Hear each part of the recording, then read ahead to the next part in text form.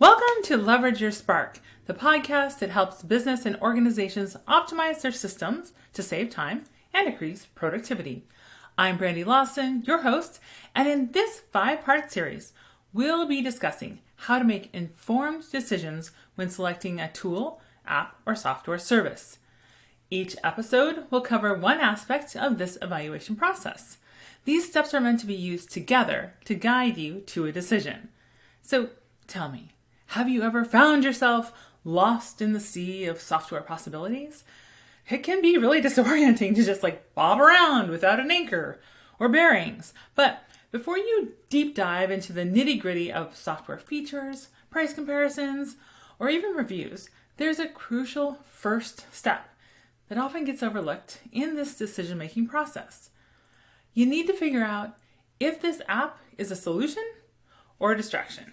So, back in the mid-'80s, my parents ran a restaurant, and my dad coded his own programs for running payroll and tracking sales. I know. But in those days, there were 0 options for software. If you wanted something, you had to create it. These days, we've got the opposite problem, right? There are too many options, and shiny object syndrome is a real problem, and it can cloud your decision-making process. To overcome the lure of shiny objects, the key question to ask yourself is, does this solve a problem you actually have? It's tempting to get distracted by tools that might solve future problems, but timing is everything. Sometimes you might encounter solutions that could solve problems you may have in the future, but it's essential to remember that the value of software comes from how it is used, and it takes time and resources to do that. It isn't likely you'll be able to fully implement a solution right now if it's not addressing a problem you've got. However, as you find these potential gems, I do encourage you to create a resource so that you can have a future reference to easily find this information when you need it. Okay? So, how do you know if this thing you're looking at is a solution or a distraction? First, you need to determine if it solves a problem you have and if that problem is worth the investment of implementing the software.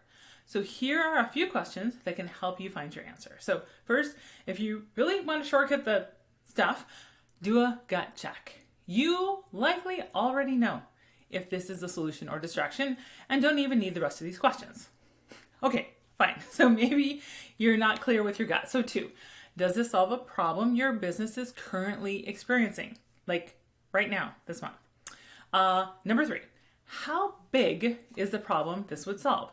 It's not always easy to put a dollar amount on a problem, but if you can do some napkin math here on how much time is it taking per week or per month, and times that by some sort of hourly rate, or you can also consider the costs that the current system is causing in terms of mistakes or lost revenue. Cool? All right. And then number 4, what would it take to implement the solution in terms of actual dollars? Like the software fee, and if you need a consultant to implement, and the time spent by you, the team, vendors, and clients. Does the cost of the problem outweigh the cost of the implementation?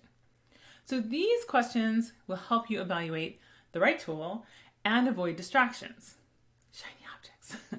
If you feel like the answer is somewhere in the middle, don't worry. You can use a score from 1 to 5 for the app you're evaluating, with 1 being a clear distraction and 5 being a solution. If you've got a score of at least 3 here, then tune in to the next episode for the second evaluation step. By taking time to really evaluate a tool before you commit to it, you can avoid the unnecessary distractions and increase productivity. By following our framework, you'll be able to select a tool that solves your problem, meets your requirements, and fits your budget of time or money. In the next 4 episodes of this series, we'll dive into those remaining steps to help you make informed decisions when choosing a tool, app, or software service.